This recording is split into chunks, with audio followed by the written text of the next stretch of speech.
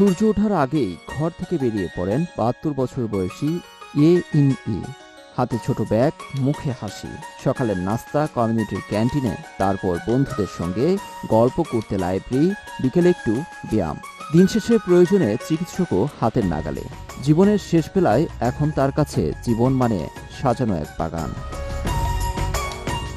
চীনের সাংহাইয়ের পুতং নিউ এরিয়ার সাংকাং কমিউনিটি বয়স্কদের জন্য এমন এক পরিবেশ গড়ে তোলা হয়েছে যেখানে শুধু দিন পার করা নয়, মর্যাদা আর আনন্দ নিয়েই কাটছে জীবন।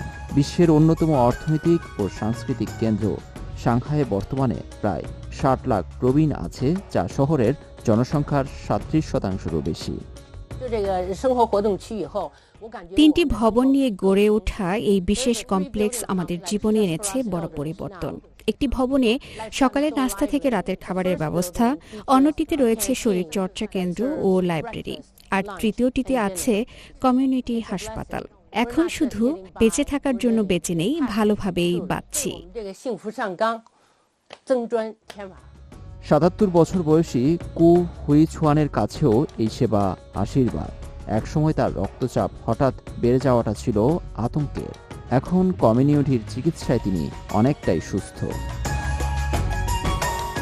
জীবনের শেষ সময়ে এসে ৮৬ বছর বয়সী চিয়াং মাইনিংয়ের জন্য এই কমিউনিটি যেন পরিবারের বিকল্প। এখানকার অধিকাংশ সেবা প্রবীণদের জন্য বিনামূল্যে। সরকারি সহায়তা, কমিউনিটি ফান্ড ও স্থানীয় তহবিলের মাধ্যমে এই কার্যক্রম পরিচালিত হয়। চীনে ২০২৪ সালে ৬০ঊর্ধ্ব বেশি বয়সী মানুষের ৩১ কোটিতে, যার মধ্যে প্রায় ৩,৭০,০০,০০০ মানুষ থাকেন একা। প্রবীণদের জন্য মানসম্মত সেবা এখন সামাজিক দায়িত্ব নয়, হয়ে উঠেছে প্রয়োজন।